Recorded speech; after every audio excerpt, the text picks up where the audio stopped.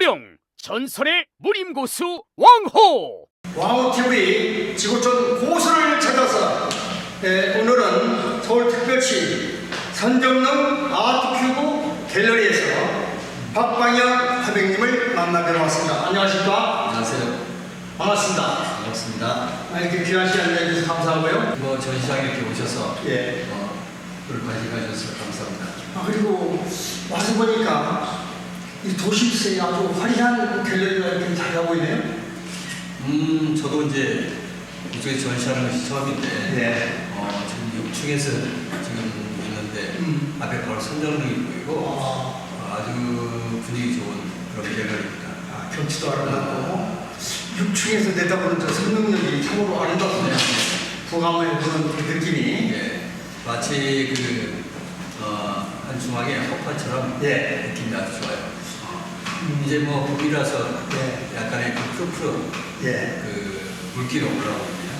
봄을 맞이해서 우리 박방영 화백님의 아름다운 갤러리에 와서 이렇게 찾아뵈우니까 저 역시 새로운 시대에 새롭게 이 왕의 투어가 시작할 것 같아요. 그리고 투어는 초입에 그 전시된 그림이 저희를 압도하더라고요. 그 작품은 어떤 의미에서 그렇게 앞에 전시를 해서 하셨는지요? 그건 꽃을 그렸는데 꽃의 어떤 그런 아름다움도 있지만 꽃이라고 하는 것이 그냥 아름답게 보이는 그런 것보다는 꽃이라고 하는 기다, 기운이라고 하는 그 기운을 표현하기 위해서 좀 큰 작품으로 전시를 했죠. 근데 보편적으로 우리가 전시에 가면은 화폭에 걸려 있는 그림을 이제 보편적으로 다 보는데 그는 영상으로 이렇게 처리되어 있더라고요. 요새 이제 영상이 차츰 영상 작업을 해가지고 기존에 이제 우리가 정적으로 보여있던 것을 극적으로 보여주면서 훨씬 사람들이 보면서 훨씬 감흥이 더 있게끔 생동감이고 뭔가 살아있는 느낌. 그러니까 새로운 하나의 어떤 기술들이 발달하면서 미술도 한층 더 어떤 사람들이 진화하는 것 같아요. 그래요. 그러니까 멈춰있는 그림보다 이제는 살아 숨쉬는 그림으로 이제 변천해 간다. 그렇게 해서 이제 발전해 가는 것인데요. 그러한 발전함에 있어서 선두주자로서 우리 박화백님이 앞서가지 않았나. 그렇게 봐주시는 저는 참으로 생소했고 너무 아름다웠어요. 그래서 이제 그런 작품을 준비하는 데는 어떤 과정이 이렇게 필요한지요? 그러니까 작품이라고 하는 것은 자기 인생을 살면서 체험하고 경험하고 봤던 것들을 통해서 그것을 이제 그런 많은 것들이 뭐 흡수되고 보고 그래서 나한테 기억으로 남아있잖아요. 그런 기억들이 서로 이렇게 어울리고 믹스되면서 그래서 발효되는 어떤 상태가 있는 것 같아요. 그 발효되는 것을 발현시키는 거. 그러니까 이제 이번 전시도 마찬가지죠. 이번 전시도 어렸을 때 봤던 내 주위에 있던 여러 가지 꽃들, 들길들, 들풀들 항상 산보를 하고 또 내 시골 출신이고 들길을 하면서 봤던 그런 꽃들, 들풀들 이런 것들을 하여튼 이 봄 기운과 더불어서 그렇게 전시를 했습니다. 우리 화백님의 말씀 중에 발효라는 그 문구가 나오더라고요. 발효. 그래서 발효하면은 음식에서만이 발효에서 이제 나오는 줄 알았는데 그림에도 이제 발효라는 문구가 나오네요. 그러니까 이제 불교에서 이야기할 때 견성이라고 하는데 견성하세요.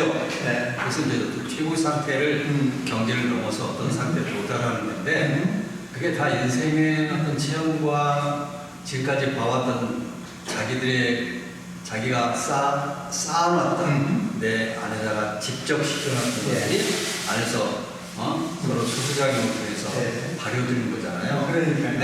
그래서 이제 그런 것들이 잘 발효됐을 때 하나의 자각을 이루어요. 그것이 지혜로도 나타나. 또 그림을 그리는 사람들은 그것이 하나의 어떤 조형성으로 진화시키는 어떤 그런 요소가 되는 거죠. 그러니까 그러면 우리 화백님의 그 철학이 화폭에 그려져 있는 것이 발효돼서 보는 사람으로 하여금 뭔가 한 단계 업그레이드 느낌으로 이제 상대를 맞이하는 거 아니겠습니까? 네. 정말 아름답습니다. 말씀이 예. 아니, 근데 이제까지는 이제 우리 이제 선도 두자로서의 어떤 화법을 확보해가는 우리 박방영 화백님에 대한 나름대로의 본인 소개 과정 필요할 것 같습니다. 저 같은 경우는 어렸을 때 사당에서 예. 그러니까 마지막 사당 세대죠. 예. 사당에서 학문배우고 예. 또 그때 이제 붓을 가지고 예. 글씨도 썼고 예. 그래서 이제 그게 선이라고 하는 부분들을 발달시키는 예. 또 그것의 맛을 알게 하는 과정들을 겪었죠. 예. 근데 이제 중고등학교를 가면서 이대를 갈 생각을 하지 않았는데 예. 선이라는 것을 알고 서해로 전국대 충무상도 막 그래요? 하고 그러다 보니까 그때는 서해권이 없었고 예. 그래서 이제 그림을 그리기 시작했고 발을 이제 뭐 동양화이나 서양화과를 가가지고 예. 그러면서 이제 이런 작업들을 해냈는데 처음에는 설치미술을 했었어요. 그래요? 그럼 난지도라는 그런 그룹이었는데 거기서 예. 처음 시작해가지고 예. 제가 이제 농촌 출신이니까 예. 처음에 이 도시에 와서는 제가 이 도시와 나하고의 어떤 그런 화해가 필요해요. 그래요? 왜냐하면 이 도시라고 하는 저기 건물이 막 보이고 그 회색 도시에서 회색 도시에서 풍경도 그렇고 사람도 그렇고 어떤 거리에서의 어떤 싸늘함이라든지 또 시골에서 자랐던 매일 보던 그런 풀들이나 자연을 별로 접하지 않으면서 이 도시가 굉장히 이렇게 저한테는 어려운 도시구나라는 처음 그런 생각이 있었고 그래서 이 도시를 어떻게 나하고 화해할 것인가 그래서 화해하는 과정 속에 지푸라기를 농촌 출신이고 지푸라기, 아버지가 이제 농업인이었기 때문에 농사짓는 그래서 이제 지푸라기라고 하는 것이 이제 농사를 짓는 것 중에서 이제 벼농사니까 그걸 잘라서 이 도시 벽에다가 도시에 있는 여러 가지 딱딱하고 회색적인 것, 또 어떤 감정이 없는 것들, 감정을 거기다가 붙여서 나하고 화해하는 그런 과정 속에 설치미술을 했었어요. 그래서 그룹 난지도라고 하는 그런 그룹을 창립을 해서 전시하고 올해도 11월 달에 전시를 그런 했죠. 그리고 우리 화백님은 도시와 농촌의 어찌 보면 조화스러운 하나의 이합을 추구하면서 도시 사람들이 농촌의 그 느낌, 분위기를 모르는 것을 이 화폭을 통해서 농촌의 그 아름다움을 선사하고 또 도시와 농촌의 관계에 이를테면 서로 방금 말씀하신 대로 화합하고 서로 같이 상생하는 그러한 기본 틀을 만들어 주신 것 같아요. 일단 처음에는 화해를 통해서 내가 여기 도시에서 살아가는 나를 만들기 위해 결국에 그게 이제 사람들 볼 때는 그게 우리가 근본적으로 이제 원시적으로 살아왔던 것이기 때문에 도시보다는 자연을 더 좋아하고 또 자연이라고 하는 것이 그런 데서 가장 성스럽고 사랑스럽다, 가장 근본이다, 아니면 진실하다 이런 거니까 이제 그러한 부분들이 저한테 필요했어서 처음 화해로 시작했는데 그것이 다른 사람한테는 오히려 아름다움을 다가오고 새로운 생각들을 하게 되는 동기가 되지 않았을까 그런 생각합니다. 그러니까 우리 아버님은 그림에 일티는 그 철학을 담는 것뿐만 아니고 그림에 담겨져 있는 어떠한 철학의 관계를 일반 사회의 우리 일반 보통 사람들의 삶과에 연계해서 그것을 메시지를 전달하는 것 같아요. 이제 그러다 보니까 이제 자연에서 살았던 것이 이 도시 환경 속에서 훨씬 우리가 이제 이런 도시 상막한 도시 살다 보면 우리 자연을 추구하고 자연에 나아가고 싶어하고 예. 자연에서 뭔가 자연을 보고 또 느끼고 즐기다 보면 힐링도 되고 예. 그런 의미에서를 생각한다면 이제 그것이 그런 말씀이 맞을 수 있죠. 그래서 이렇게 화백님의 전시한 그림들 보면은 그게 이제 뭐 서양화 기법, 서예 기법, 동양화, 추상화까지 다 끌어안아서 화폭에 다 이렇게 표현하는 것 같아요. 다양성 있게. 그런 점에서 어디서부터의 시발점이 있는지. 아니, 우리 작품을 보시다면 네. 그 흙이라고 하는 것을 지지체로 쓰죠. 예. 이것저것들을 그리긴 하는데 흙이라고 하는 것을 지지체로 쓰는데 그 지지체라고 하는 것이 서예 흙에서 나왔다고 얘기를 할 수 있어요. 그런데 흙이라고 하는 것은 그냥 라인, 이러한 하나의 라인이 모여서 면이 되고 그 면이 모이면 원이 되고 원이 방향을 달리하면 이런 구가 되는데 구가 계속 연결되면 어떻게 되겠어요?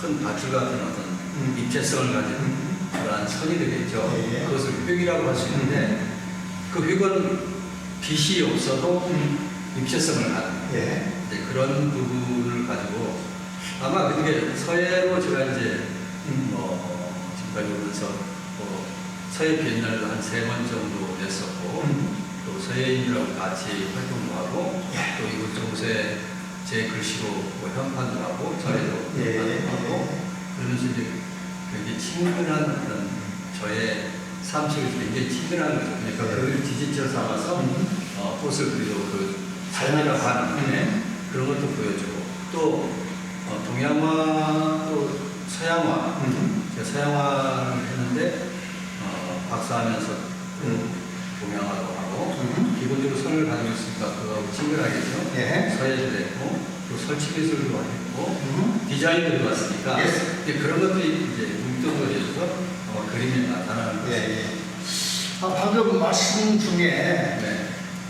획에 대해서 말씀하시니까 제가 언뜻 무술인으로서의 떠오르는 게 서예가나 화가님들은 이제 붓으로 터치하잖아요. 그게 이제 획을 통해서 하나의 동선이 이루어지는 것인데 그 동선이 이어져서 완성되는 것이 하나의 화폭의 하나의 작품으로 이제 탄생하잖아요. 그렇죠. 우리 무술인들은 손짓 하나 한 템포가 모든 동작이 어우러져서 하나의 동선이 만들어지는 것이 바로 획의 연계성이고 그것이 무술의 하나의 동작으로 표현되는 것이거든요. 아니, 상당히 닮아 있어요. 예. 흙이라고 하는 맞습니다. 것도 그림 옆에 예. 칼 붙였어요. 예. 그러니까 글씨, 그림 이런 거 예. 칼과 더불어서 간다고 하는 예. 칼이다 이런 생각을 이제 했던 거고 예. 문무 그러면 이제 예. 사실 그러면서 문무가 같이 연결되는 거죠. 그렇죠. 그러니까 이제 흙이다고 그랬을 때 칼을 예. 그러니까 무가 문보다 높다 이런 개념이 아니고 예. 무가 문 같다 문을 대변할 수 있다 예. 이상을 갈 수도 있는 것도 있을 것이고 이제 그런 측면에서 또 얘기를 할 수 있고 저의 그림 같은 경우는 마치 무술인들이 하듯이 내가 기운을 아니 길을 잘 이렇게 다스려서 게다가 화폭을 닦고 그때부터 아주 무술하듯이 예. 작품을 하는 그래요. 그런 스타일입니다. 제가 보면은 거기에 어떤 그 화폭에 감겨있는 그 모습이 하나의 무술의 동작으로 표현된 그림도 있더라고요. 역시 무술을 하니까 예. 그, 예. 그리고 저는 이제 아까 문무를 말씀하셨는데 저희 무술 쪽의 개념은 무는 하나의 동선이고 무는 하나의 내면의 숨소리, 내면의 호흡 그리고 거기에 이론이 겸비되어 있는 그러니까 이론과 실기가 겸비된 것이 하나의 무술의 형태거든요. 네. 동작만 잘 되는 게 아니거든요. 이론과 동작이 일치해야지만이 하나의 완성품이 나오거든요. 그림도 똑같습니다. 예. 그림도 이제 철학이 제대로 자기가 잘 잡고 자기 인생 속에서 그런 살아왔던 그런 것들이 얼만큼 그가 보고 얼만큼 그가 체험하고 경험했느냐 그걸 통해서 자기가 아까 말씀드린 발효돼서 예. 어떤 상태에 경계를 넘어가느냐 이것이 무술하고 굉장히 다릅니다. 예, 그러니까요. 그래서 저는 이제 주위에 이제 그 서예하시는 분이나 또 그림 그리는 분이 많이 있다 보니까 참 많이 접하잖아요. 네.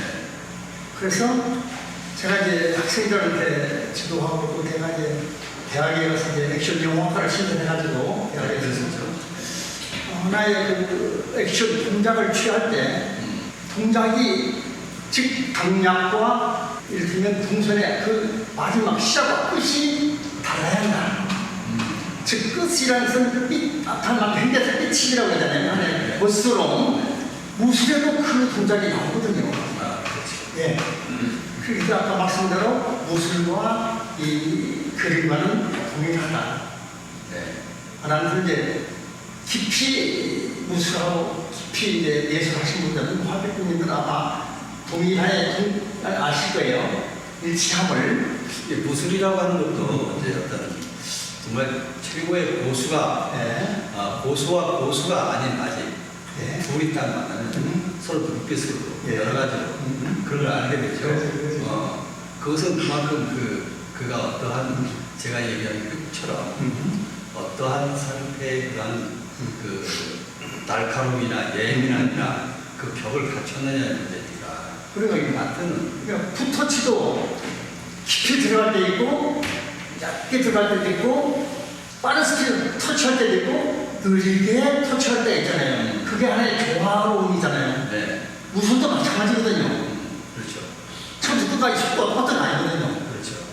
느리면서 깊이 강약 조절하면서 그리고 마지막에 동작은 멋스럽게 탁 멈춤이 이제 어찌 일차다. 그런 걸 느끼면서 우리 박광영 화백님은 홍익대학교 나오셨죠. 네. 그럼 홍익대학교에 대한 어떤 그 나름대로 자랑 한번 말씀해 주시죠. 뭐 홍익대학교는 뭐 다 한국에서는 그래도 미술대학으로서 뭔가 많은 작가들 배출해내고 예. 또 좋은 선생님들이 있어서 예. 그들이 많이 그것을 보면서 작가로서의 어떤 그런 자기 길을 가는데 도움이 많이 됐겠고 또 뭔가 선배들이나 이런 분이 많으니까 좋은 거 많이 듣고 그러면서 그 어떤 서로 사람들이 많으니까 거기서 보는 어떤 힘의 움직임이 에너지 움직임이 좀 더 빨리 속도를 내지 않았을까 홍익대학교의 장점 아닌가 이런 생각이 듭니다. 그러니까요. 방금 말씀하신 걸 들으니 역시 명문은 나름대로 명문의 선배들의 철학을 받아서 후배들도 거기에 맞춰 열심히 하잖아요. 그 정신을 이어가기 위해서 또 자부심, 자긍심. 저는 이제 해병대 출신인데 아, 그래요? 예, 해병대도 마찬가지예요. 해병대 선배들이 고생하고 싸운 탑을 1등병이 가서 훈련 받을 때부터 나는 해병이야 라는 어떤 나름대로 자긍심을 가지고 긍지 있게 하거든요. 그런데 지침을 이겨낼 수 있고 힘든 것도 그러한 선배들의 정신을 이어가기 위해서 그 어려운 훈련도 이겨내는 거거든요. 아마 비슷한 것 같아요. 또 그런 면에서도. 그러니까 저는 별거 있다고 생각해요. 예. 그러니까 미술도 그림만을 잘 그린다. 예. 그림만을 잘 그린다고 하는 것은 기술을 잘 한다고 하는 말인데 거기에 격과 또 어떠한 상태의 조형성을 끌어올릴 수 있는 어떤 게 돼야 되니까 거기에 그런 부분을 끌어올릴 수 있으려면 어떤 그 철학적인 자기 삶 속에서 깨닫고 느끼고 또 그 발효된 것들을 철학적으로 잘 가지고 있으니까 예. 그것이 이제 발현되는 거죠. 예. 네, 똑같다고 생각합니다. 네, 그렇습니다. 어쨌든 이 정상에 오르기까지의 네. 처음 시작이 있을 거 아닙니까? 뿌리가. 네. 뿌리는 어디서부터 시작했습니까? 아니 그러니까 어렸을 때 그냥 학교에서 글씨를 썼는데 제일 잘 쓴다고 해서 맨날 붙여놓고 네.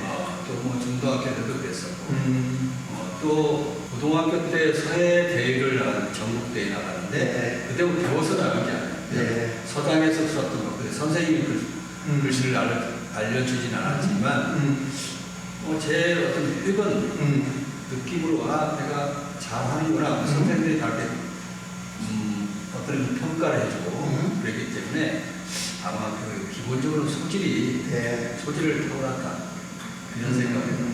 큰 소질을 타고났다는 생각을 하고 있습니다. 그런데 아무리 소질이 있어도요, 기본 틀이 없이는 이렇게 정상에 오기 힘들거든요. 그렇죠. 이제 소질이라고 하는 부분만 가지고는 예. 그냥 그것을 그냥 그렇게 그림을 그린다면 예. 청기와 속기를 벗겨내야 돼요. 예. 예술은 청기와 속기가 없어야 되고 격을 갖춰서 어떤 조형성에 어떤 경계를 넘어서 보여줘야 다른 사람들이 그걸 보고 뭔가 전체가 이렇게 엑스카이팅하는 그런 상태로 만들어주죠. 뭐 피카소 하나가 이 세상을 많이 바꿔놨잖아요. 어떤 인테리어나 아웃테리어, 옷을 입는 거. 또 바우하우스 같은 학교 같은 경우는 우리나라의 이런 건축이나 건물 이런 모든 것들을 굉장한 상태로 올려놨죠. 예. 그런 부분에서 어쨌든 뭐 그 상태를 잘 가야 되는 것이 맞습니다. 네, 그렇죠.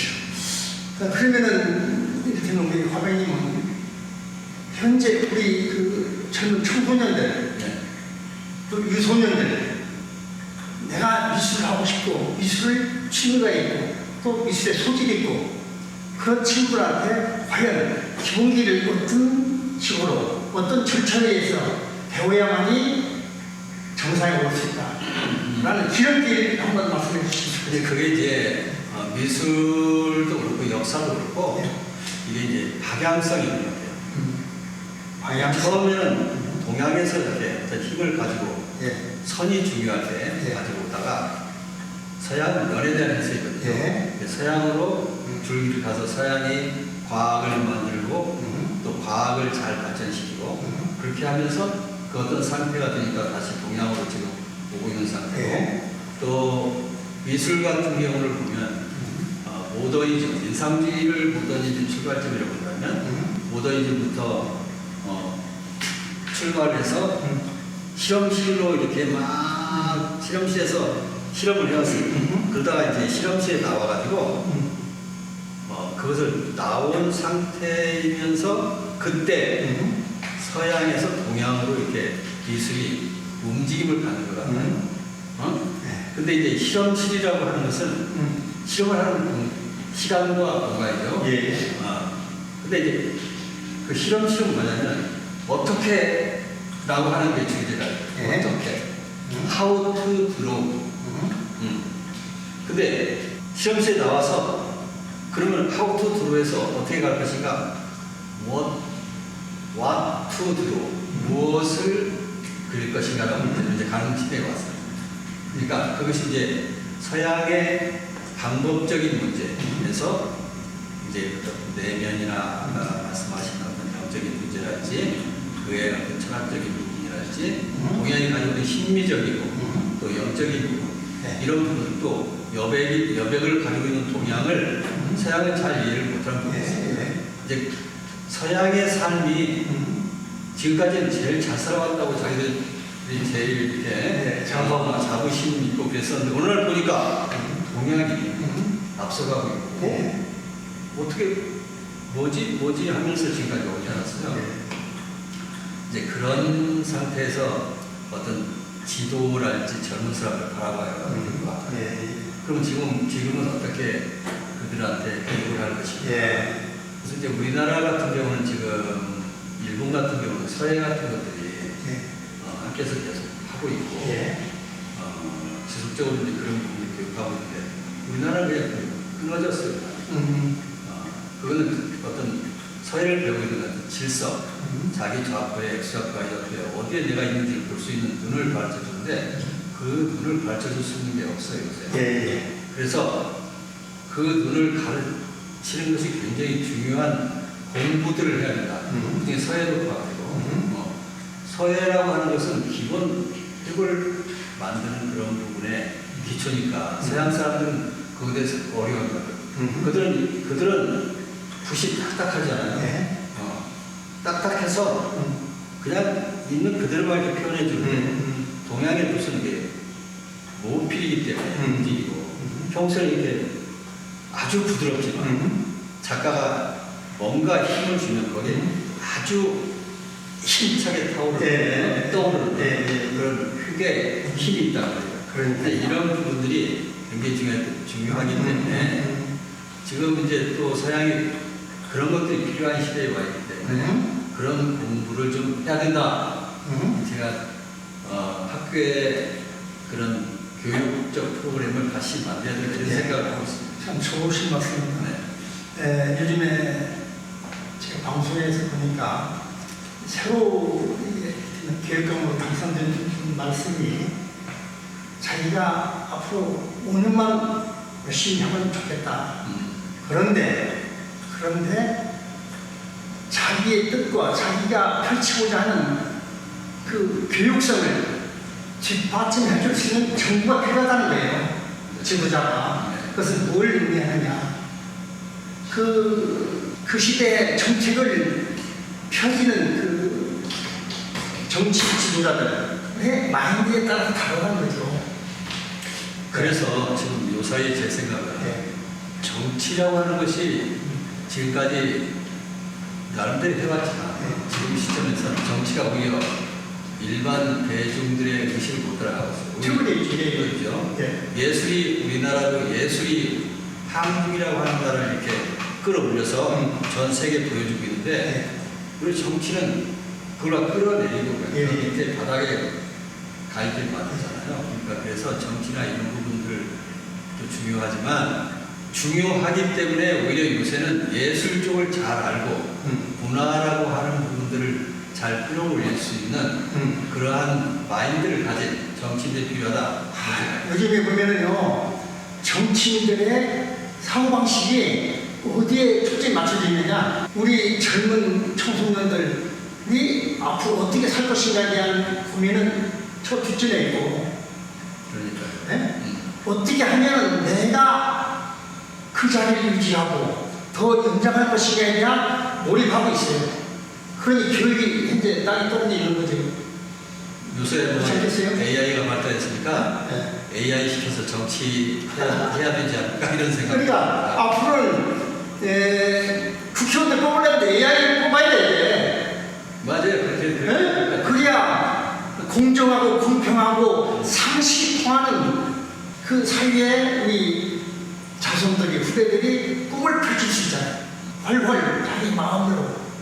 하여튼 AI가 여러 가지를 해주니까 우리가 여태까지 힘을 썼던 일을 AI가 해주니까 인간들 어떻게 창조하고 재밌게 놀 것인가를 말하는데 그게 뭐겠어요. 예술적인 그런 것들도 많이 그러죠. 배우고 향유하고 할 수 있는 어떤 공간이나 어떤 생각들 아니면 시스템들을 잘 만들어내야 돼요. 아까 화배님이 말씀 중에 이랬잖아요. 실험실을 통해서 자아 발전하는 것이고 실험실을 통해서 또 창조적인 자기의 철학을 펼칠 수 있는 새로운 길을 만드는 거죠. 실험실이라는 존재가. 실험실은 그러니까 이 예술 역사 속에서 한 과정인데 지금까지 왔었던 원시시로 또 왔었던 그런 그림들 뭔가 외적으로 보이는 것들을 그렸던 시대에서 내면이랄지 내면을 그린다랄지 아니면 손의 중요성이랄지 또 빛의 중요성 아니면 어떤 빛에 의해서 색깔이 변하는 어떤 그런 부분 또 한 시각에서 봤던 어떤 시각들을 다시각에서 본다랄지 그런 것처럼 또 다 필요 없다. 내면의 문제를 그냥 색깔이나 어떤 형태로 표현해보면 추산이 이런 과정을 다 그렇죠. 그러니까는 같은 주제라도 그 화백님의 생각과 화백님에 대한 철학에 의해서 변화되는 것이고 달리 보여지는 것이죠. 아인슈타인에 의해서 이 세계가 엄청나게 발전을 했고 또 이제 양자역학이 등장하고 발전하면서 전체 세계가 이렇게 발전하는 거예요. 예술은 뭐냐면 조형성을 찾는 거죠. 근데 조형성이라고 하는 게 단지 이러한 형태의 조형성이나 색의 조형성, 어떤 구도의 조형성 이런 부분보다는 철학적 조형성. 그것을 통해서 그러한 조형과 색깔과 이런 미술에서 하는 조형성 그것과 더불어서 삶의 경영성을 찾는 거죠. 삶의 삶이 뭔가. 예. 그게 예술이 가는 방향이에요. 예. 그러면 제가 이렇게 한번 여쭤보겠습니다. 영화를 통해서 상상력을 키워주고 창의성을 키워주면서 앞 세대 기재를 제시하거든요. 영화라는 것은. 그래서 영화 속에 나오는 이야기들이 현실에 적용되는 것이 많습니다. 그러니까 이게 이제 예술이라는 게 뭐냐면 추상성이라고 하는데 내가 어떤 것을 추상을 했으면 그 추상이라고 하는 것은 어떤 시간과 어떤 힘에 의해서 그게 현실화된다. 그러니까 그러니까 추상적인 어떤 상태 그걸 많이 만들어내야 돼. 예술이 하는 역할. 네. 그러면은 예를 들면 그 화가님들의 그 화법 속에서 어떠한 방식으로 영화에서 표현하듯이 메시지를 전달하듯이 화법에서 어떠한 식의 방식으로 메시지를 전달합니다. 포옥에서 그러니까 이제 어떠한 것에 그 작가가 뭔가 메시지를 전할 그게 환경 이런 환경 결혼 환경에서 할 것인가 아니면 시대별로 젊은 사람들한테 줄 것인가 중년 노년층에 할 것인가 아니면 또 어떠한 직업군에 의해서 그 사람들한테 줄 것인가 다 틀리겠죠. 또 그 사람들이 바라보는 시각 자체는 틀릴 것이고 해석하는 부분도 틀릴 거니까 그러니까 우리는 이제 제가 그림을 통해서 이제 저를 찾아가는 길인데 그 길 속에 이제 나를 만나면 거기에 미래의 나를 만나면 거기에 하늘도 있고 부처도 있고 그 부처가 나예요. 그 하늘이 나야. 그걸 찾아가는 길이에요. 그러니까 그런 길을 내가 가고 있으니까 이쪽 저쪽에서 그런 작품을 바라보면서 나는 내 길을 어떻게 가야 되겠다. 이제 그런 어떤 생각들이 들고 거기에 이제 감동도 하고 좋아도 하고 그러겠죠. 그럼 참 의미 있는 말씀을 지금 방금 하셨는데 그림을 통해서 나를 찾아가는 것이다. 네. 지금 심오한 말씀인데 자기 찾게 그러니까 아주 참 요즘 듣기 힘든 말씀을 지금 제가 인터뷰를 통해서 듣고 있습니다. 그리고 이제 그림이라고 하는 것이 그리움, 사랑을 그리다, 꿈을 그리다, 그림을 그리다 똑같은 말이죠. 그리다고 하는 것은 그리움을 땡겨오는 거예요. 그리다고 하는 것은 그림을 땡겨오고 내가 필요한 어떤 것을 땡겨오고 사랑하는 여자, 내가 짝사랑하는 여자를 맨날 그렸어. 근데 어느 날 만나게 돼. 네. 그게 몰입의 정신 또 반복된 그 상황을 생각하고 그려낼 때 뭔가 영적으로 지난들처럼 가까워지면서 결국 만나는 것이 아닌가. 하여튼 그 인간의 어떤 행동이나 행동은 움직이는 말이다. 말은 표현 생각이다. 생각이 형성된 발산이고 발산은 한데 무한히 에너지다. 에너지는 부전한 힘이고 힘은 존재할 요소다. 요소들은 이 지구상의 모든 것들이고 하늘의 전체의 일부이며 모든 것은 재료이다. 그 시작은 뭐예요? 신이고 그것은 행동이다. 그래서 행동은 표현되고 있는 신이다. 이렇게 얘기할 수 있습니다. 우리가 이제 보편적으로 보통 사람들이 생각하기에 지속적으로 긍정적으로 말을 뱉으면은 말이 씨앗이 된다. 그런 말이 있어요. 이거 말이라고 해서 엄청난 힘을 가지. 그런데 화백님의 말씀은 화포를 통해서 말씀을 하고 있는 거 아니겠어요? 그렇죠. 방금 말씀하신 건 아니 일치하는 것인데 어찌 보면은 하나의 목적점이 똑같은데 가는 과정만 다를 뿐이죠. 사람에 따라서 다 다양성 있게 가는 것인데 그래서 각자 자기답게 사는 것이 잘 사는 것이다. 그리고 이런 얘기도 있더라고요. 내가 가야 할 길이 어느 길인지가 묻는데요. 그러면 이제 상대가 지금 하고 있는 일을 개선하면 그것이 길이다. 그렇죠. 그런 얘기예요. 이제 그것을 깊이 이제 쉽게 표현하자면은 이제 어르신들 말씀이 한옥을 봐야 성공한다. 그런 속담 있잖아요. 그게 인백상품 아니겠습니까? 하여튼 저는 이렇게 생각합니다. 한우를 받은 두발 받은 두물 받은 여름을 받은 자기 길을 가요. 그게 내가 왜 10길을 가느냐.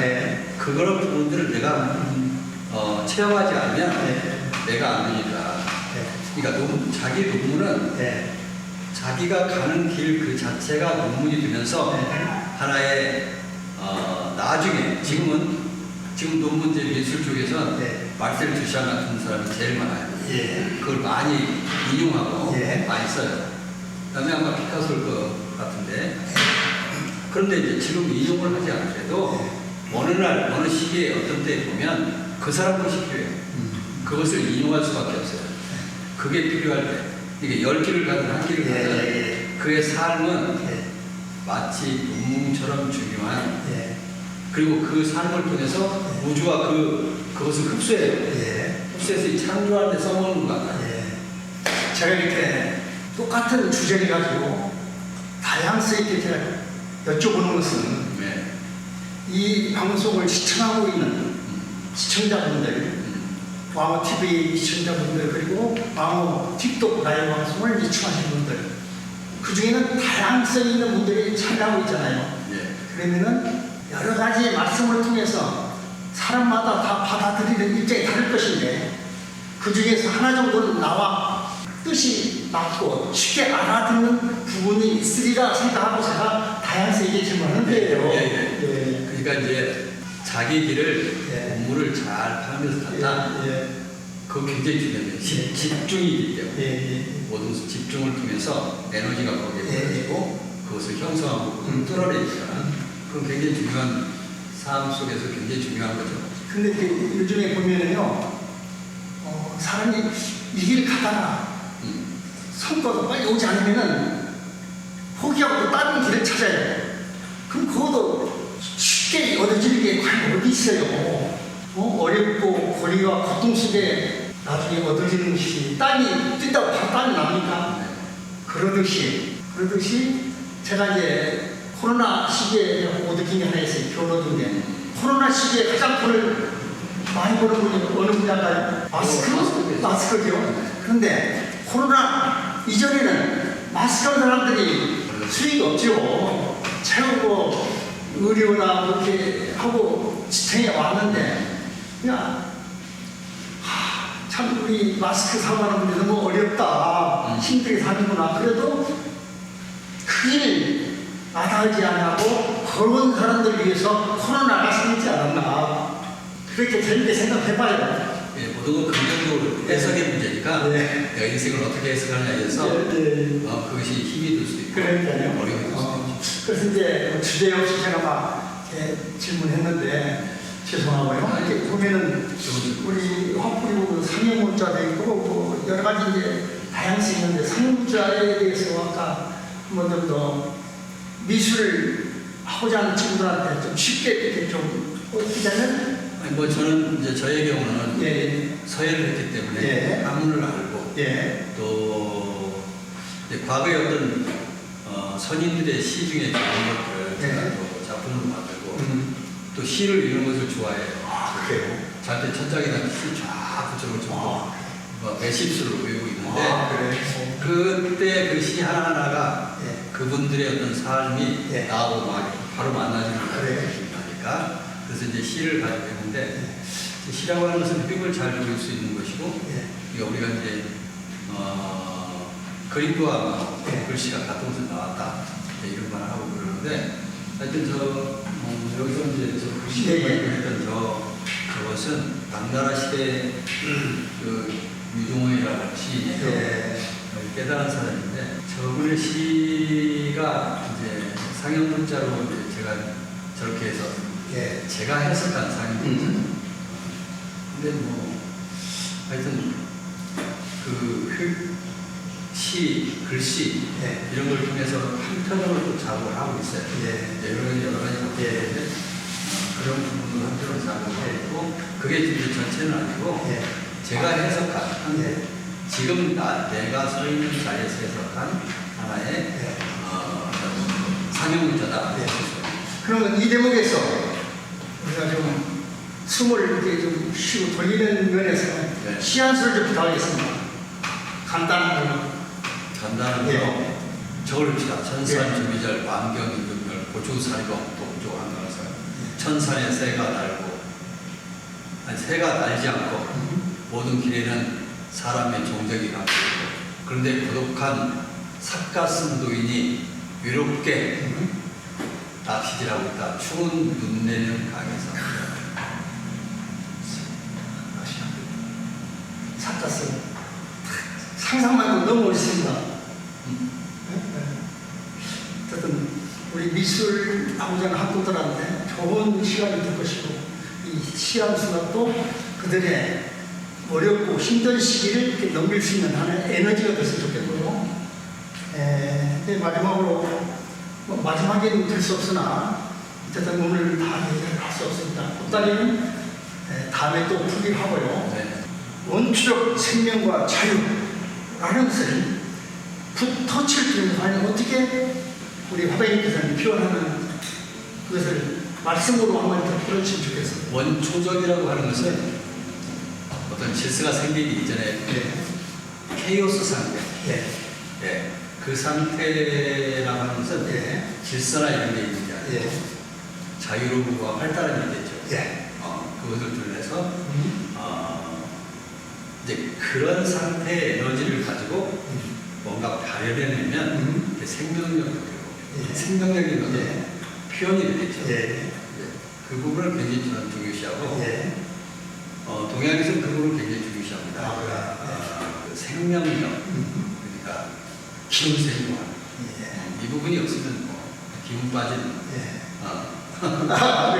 콜라처럼 이렇게 장시간 인터뷰하는 동안에 우리 화백님의 눈빛이 살아있고 눈빛이 저를 압도해 가면서 그 살포시 미소 지는 그 얼굴의 표정이 저를 행복하게 만드는 것입니다. 우리 왕호 저기 구슬인을 어디 달라겠습니까? 아닙니다. 그러한 표정이 우리 왕TV 시청자분들한테 희망이 되고 또 힘든 사람들 에너지가 되고 또 힘들어서 멈춰있는 그들한테 새로 일어날 수 있는 하나의 계기가 아닌가 이렇게 생각합니다. 그 힘듦이라고 하는 것이 없으면 예. 발전이라고 하는 것이 안 돼요. 그렇습니까? 그러니까 영혼이 그러니까 이 영혼이라고 생각하다 보니까 영혼이라고 하는 부분은 나를 무조건 발전 쪽으로 그게 이제 힘든 쪽이 있고 기쁜 쪽이 있다면 힘든 쪽이 좀 더 발전하겠다 이쪽을 선택해요. 그러니까 힘들어도 그 과정이 발전 속에 있다 이렇게 생각합니다. 어쨌든 좋은 말씀 많이 해주셨고요. 왕TV 시청자분들한테 마지막으로 덕담한 말씀 부탁드리겠습니다. 인생을 살아보니까 저도 어려움을 다 겪고 살았는데 그 어려움이 우리는 자기를 발현시키게 시키는 하나의 중요한 요소들이다, 재료들이다, 스펙이다. 어렵고 뭐 힘들어도 열심히 자기 길을 가다 보면 자기 모습을 진짜 자기 모습을 보면서 기쁨의 어떤 상태가 올 거라고 생각합니다. 그래도 좋으신 말씀 감사하고요. 항상 건강하시고 감사합니다. 지금까지 열심히 해오셨지만 우리 박방영 화백님의 그 새로운 역사가 또 앞으로 살아갈 새로운 비전을 확실히 담아서 지구촌에 있는 모든 분들이 같이 공유하고 동참할 수 있는 그런 계기들이 많이 있기를 기대하면서 앞으로 나날이 발전하기를 기원드리겠습니다. 감사합니다. 감사합니다. 그리고 왕호TV 시청자 여러분, 제가 두서없이 우리 박방님 화백님한테 질문을 드려서 죄송하고요. 시청자 여러분은 각자 개개인이 자기 나름대로 이해하고 받아들여서 단 한 말씀이라도 기억에 남을 수 있다면 이 시간이 소중한 시간이 아닌가 이렇게 생각해 봅니다. 어쨌든 앞으로 건강하시고 나날이 행복 속에 같이 우리가 살아가기를 기원합니다. 시청해 주셔서 대단히 감사합니다. 감사합니다. 고생 많으셨습니다. 아니,